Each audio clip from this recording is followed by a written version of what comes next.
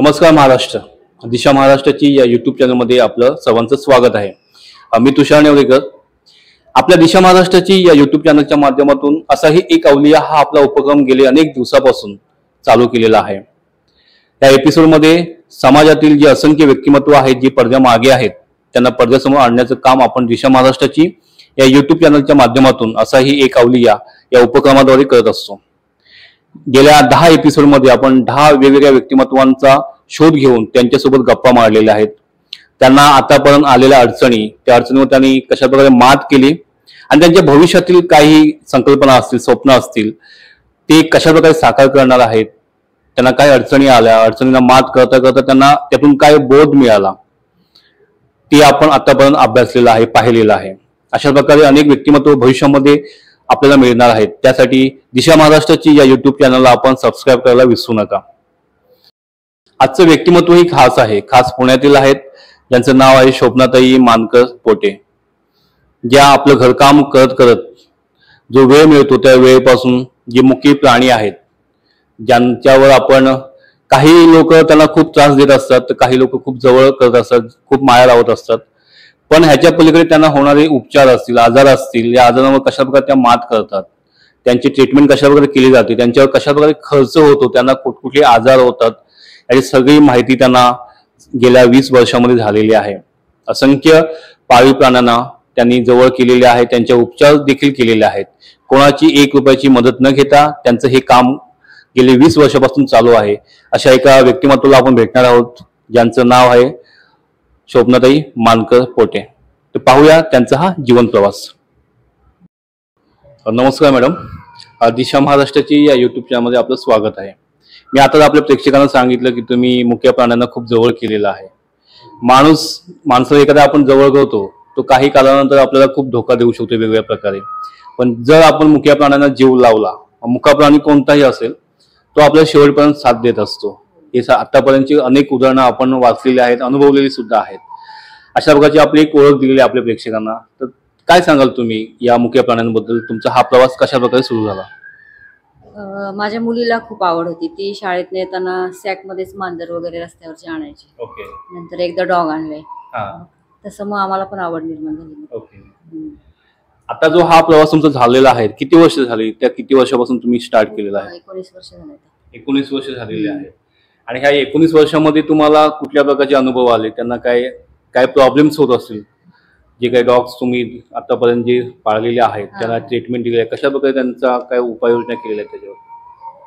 नाही, आता कॅट तर 15 वर्ष चांगल्याच होत्या. ओके. मग आता ह्या वर्षीच त्यांना त्रास झाला म्हणजे कॅटला. आता हे कॅट किंवा डॉग हेच तुम्ही पर्याय का निवडला? तेच पाळीव प्राणी आहेत ना, बाकीचे तर नाहीच ना. मग घरी पाळू शकतो ना आपण कॅट डॉग. आता एखादा कॅट पाळला आपण किंवा डॉग पाळला, तर त्याच्यावर दिवसभरामध्ये किंवा महिन्याभरामध्ये किती खर्च होतो अंदाजे? आता 4 कॅट आमच्याकडे आणि घरात 5 डॉग आहेत आमच्या. आणि रोडचे जवळपास 30-35 आहेत. 30-35. तर 10,000 नुसतं खाण्यापिण्याचा खर्च येतो. आणि जर आजारी पडलं तर मग आणखी एक्स्ट्रा येतो. मग ओके. स्वतः तुम्ही घरामध्ये आता 4 तुमचे डॉग आहेत आणि आजूबाजूचे जे असतात, जे आपण रस्त्यावर फिरणारे वगैरे असतात, अशात पण तुम्ही डॉगला जवळ करता. आणि त्यानंतर त्यांच्यावर फक्त खाणंच चालू असतं की त्यांच्यावर बाकीचे काही ट्रीटमेंट पण? आजारी पडले तर शस्त्रक्रिया वगैरे सगळ्या प्रकार ऑपरेशन. ओके. आणि आता ह्या गोष्टी करायच्या असेल तर खर्चिक बाब आहे. मग ह्या खर्चासाठी तुम्ही कशा प्रकारे कोणाकडून मदत घेता, संस्थांकडून, की स्वतः करत असता? स्वतःच करतो आम्ही. माझे मिस्टर आणि मुलगा. मुलगा खूप मदत करतो. ओके. म्हणजे पूर्णपणे कुटुंबाला त्याची सवय झालेली आहे आणि आयुष्य सतत त्यांच्यासाठी झालंय. ओके. आता समजा भविष्यामध्ये तुम्हाला ह्या गोष्टी संकल्पना मोठ्या प्रमाणामध्ये करायच्या असतील, तर तुम्ही काय तुमच्या डोक्यामध्ये संकल्पना आहे की भविष्यामध्ये अशा प्रकारचं काम पुढे वाढेल जाईल? वाढवायचं तर जागेचं बघतोय आम्ही. जागेचं झालं की मग अजून वाढवणार आहे काम. ओके. आता हे तुम्ही जे काय करताय, तो पुण्यामध्ये कोणत्या ठिकाणी नक्की चालू आहे काम तुमचं? कोंडवा, सासवड रोडला.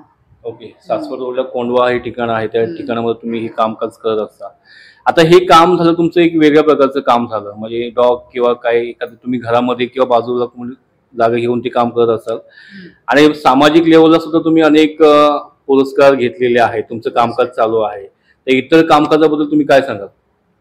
इतर म्हणजे ह्युमन राईट्स मध्ये करते काम मी. ओके. आणि पर्यावरण संघटना आहे त्याच्यात ओके. करते काम.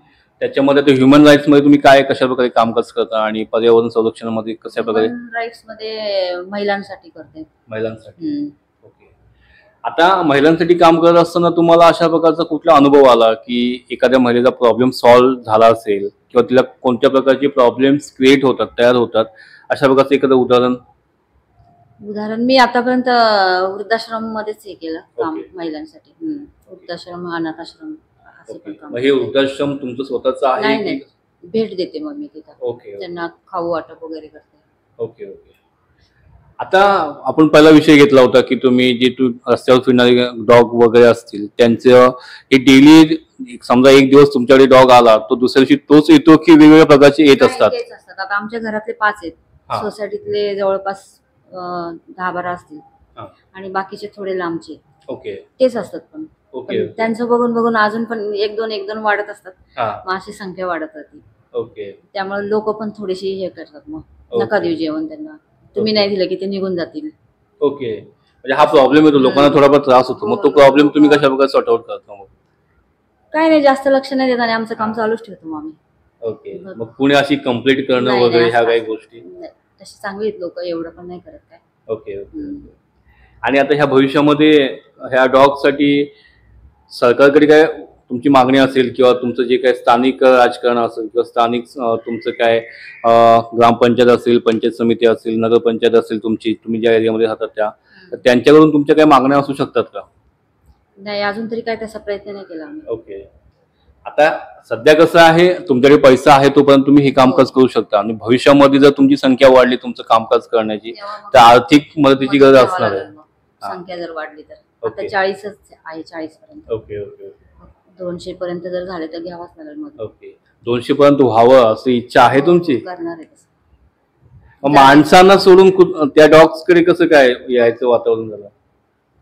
आता कसं माणसांना बोलता येतं ना. हा. आता या डॉग कडे जास्त कोण लक्ष देत नाही. आहेत तसे करणारे पण भरपूर. ओके. आणि ते आमच्याकडे असल्यामुळे आम्हाला त्यांचं जास्त हे आहे म्हणजे. माहिती कळली त्या गोष्टीची. आता तुम्हाला मगाशी बोलताना बोललात की एका डॉगला कॅन्सर पण झाला होता, कॅटला झाला होता. मग तो कशा प्रकारे तुम्ही सॉर्ट आउट केला? ऑपरेशन केलं त्याचं मग. ओके. डॉक्टर पण सहकार्य करतात तसे. ओके. थोडंफार करतात. मग स्थानिक डॉक्टर आहेत की तुम्हाला कुठे सिटीमध्ये जावं लागतं? सिटीमध्ये. ओके. मग एखादा जसं तुम्ही कॅटला कॅन्सर झाला मग तो किती खर्च असू शकतो कॅटचा? एका कॅटचा 14,000 खर्च आला. 14,000 खर्च झाला. पण केला आम्ही, कुठल्याच कॅटला डॉगला कधीच असं सोडलं नाही. ओके. पूर्ण केलंच बरं म्हणजे त्यांना. ओके. आता समजा एक नवीन डॉग तुमच्या त्या कळपामध्ये आला, तर तुम्ही कशा प्रकारे ट्रीटमेंट करत असता? की आला म्हणून जेवण देणं किंवा बाकीच्या गोष्टी करणं? मग ते आला की जेवण देत असतं. ओके. आणि त्यानंतर तुमचं कसं त्यांच्यासोबत कनेक्शन असतं? त्या काय नाही, फ्रेंडलीच होतात ते सगळे ओके. डॉग. आता एखादा त्यातला काही समजा आपण असं समजून चालू आहे की तो एखादा डॉग विषारी आहे किंवा आपण पिसाळलेलं कुत्रे बोलतो आपण, ते काही आपलं विष एखादी चावलं तर आपलं विष बाधा पण होऊ शकते. मग अशा डेंजर प्राण्यांसोबत तुम्ही राहत असता, पण तुमचं पूर्ण दिवस 24 तासापैकी अनेक 20-22 तास तुम्ही त्यांच्यासोबत असता.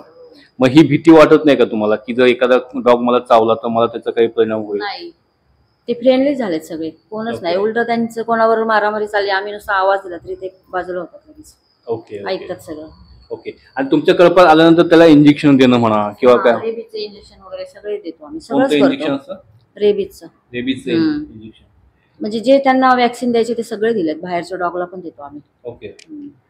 आता समजा आता एखादी XYZ संघटना असेल, ती संघटना तुमच्यासमोर एखादा प्रस्ताव घेऊन आली की या तुमच्या ज्या संकल्पनेला आमचा सुद्धा पाठिंबा आहे, तर ते समजा आर्थिक मदत करत असतील किंवा बाकीचे काही जागा तुम्हाला उपलब्ध करून देत असतील, तर तुम्ही ते स्वीकारणार की नाकारणार त्या गोष्टी? नाही, स्वीकारणार नाही. स्वीकारणार. एखादी संघटना तुमच्यासोबत कनेक्ट होत असेल हा. तर त्या गोष्टी जर पाळायला काही हरकत नाही मग. हो. ओके. आता पाळीव प्राण्यांचा विचार केला तर पाळीव प्राणी आपल्याला बरेच असू शकतात, पण आपल्या जवळ नेहमी पाहणारे आपण पाळीव प्राणी असो, कुत्रा असतं, मांजर असतं, ह्या गोष्टी असतात. मग आता सगळे आता कुत्रेच आहेत की मांजर सुद्धा तुमच्या? मांजर होत्या 4.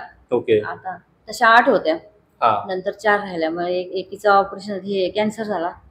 एका मांजरीचं किडनीचा झाला तिला आजार. मग खूप केलं पण त्यांचं आम्ही. मग त्या नाही राहिल्या. मग खूप खर्च पण केला, सगळं केलं सेवा त्यांची. अरे वा. म्हणजे एखाद्या मनुष्य प्राण्याला ज्या प्रकारे आजार होतात अशा प्रकारचे आजार प्राण्यांना सुद्धा होतात. तर हे कोणाला कळतं? जो माणूस त्या प्राण्यांच्या जवळ जातो. आणि अरे वा, कॅटला पण. बापरे. आमच्या त्या कॅटला शुगर पण झाली म्हणून खराब झाली त्याची. Okay okay okay okay. म्हणजे जी प्राण्यांची आपल्या मनुष्याचे जे आजार आहेत ते सगळे कॅटला होत असतात. ओके. आता ज्या प्रकारे आपण ऐकतोय आता की ह्या प्राण्यांना जीव लावून त्यांचं पूर्णपणे संगोपन करण्याचं काम मॅडम करत असतात. आता पण त्यांनी कोणाची मदत घेतलेली नाही. त्यांचे जे मिस्टर आहेत ते सुद्धा त्यांना त्यांची मदत करत असतात. प्रत्येक वेळेला त्यांच्या पाठीशी खंबीरपणे उभे असतात.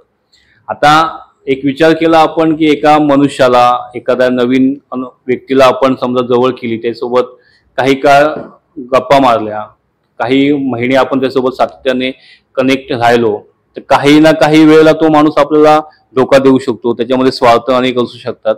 पण मॅडमचं काम चालू आहे. त्या कामामध्ये त्यांचा कुठल्या प्रकारचा निधी मिळत नाही, कुठल्या प्रकारचा स्वार्थ नाही, निस्वार्थीपणे हे ते काम करत असतात. मित्रांनो, आपण जरी रस्त्यावरून जात असतो तर एखादा कुत्रा दिसला किंवा मांजर दिसलं की आपण हातात दगड पडलेला घेतो आणि तोच दगड त्याला मारत असतो. त्यातून निघणारी जी किंचाळी असेल, तिचा आवाज असेल, तो आवाज आपल्याला आनंद देत असतो. पण मुळात त्या प्राण्याला किती त्रास होत असेल ते आपण जर स्वतःला तो दगड मारून पाहिला तर आपल्याला लगेच दिसून येतं. अशा प्रकारे मॅडमचं काम खूप छान प्रकारे चालू आहे. असंच सोशल मीडियावर आपण बघत असतो की अशी एक माझी सोशल मीडियावर मैत्रीण आहे, श्रुती लोणेरे समथिंग असं एक नाव आहे. ती सुद्धा अशाच प्रकारचे कामकाज करत असते. नक्कीच एक काम नावानं वाखाणण्याजोगे आहे.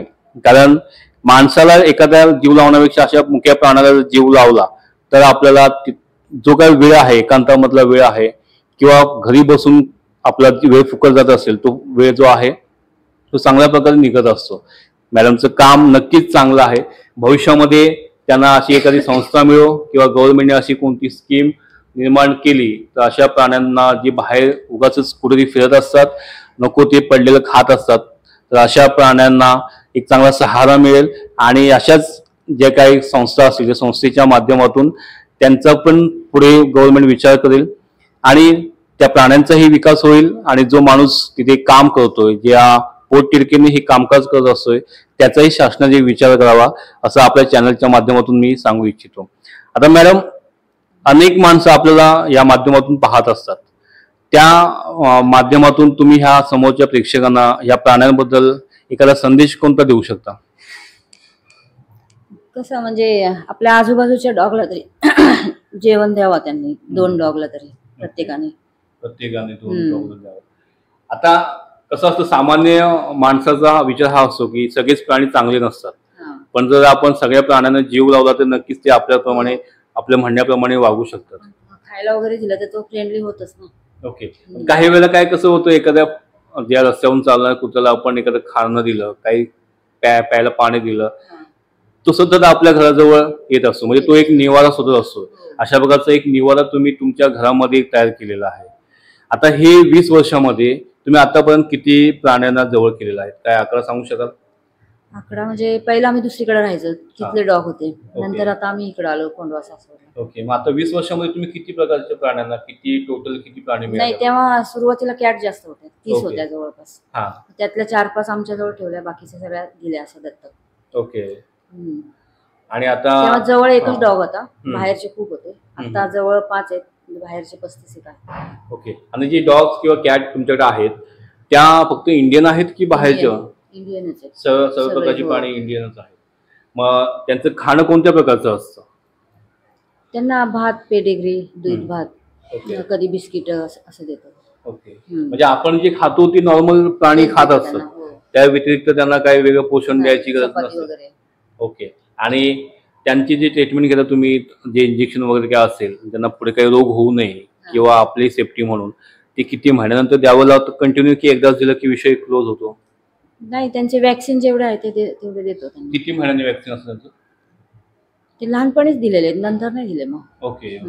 भविष्यामध्ये त्यांना परत ट्रीटमेंट घ्यायची गरज नाही? जर आजार एखादा उद्भवला, प्रॉब्लेम वगैरे असला तरी गोळ्या आणून देतो त्यांना आम्ही, जे होऊ नाही देत काहीच. आणि सगळेच चांगले आहेत. पण ओके कोणालाच काही नाही. ओके. आता जसं तुम्ही म्हटलं की स्किन प्रॉब्लेम असेल तर स्किनचा प्रॉब्लेम झाला किंवा तुला बाकीचा काही रोग होत असेल किंवा काही आजार होत असेल हे कशा प्रकारे आपल्याला समजतं ना स्किनची ते केस वगैरे गेले की. ओके. अजून एक आजार होतो ते डिस्टेंपरचा. ओके. तो जरा थोडा हे सुरुवातीला तुम्ही कशा प्रकारे ओळखता तो आजार त्याला किंवा एखाद्या त्या डॉगला किंवा कॅटला एखादा कधी आजार झालेला आहे त्याची तब्येत खाणं सोडतात ना. खाणं पिणं सोडलं 2 दिवस तर थोडं लक्ष द्यावं लागतं. मग काहीतरी झालंय म्हणजे त्यांना. Okay okay. असं मग न्यायचं दवाखान्यात ते सांगतात काय झालं ते.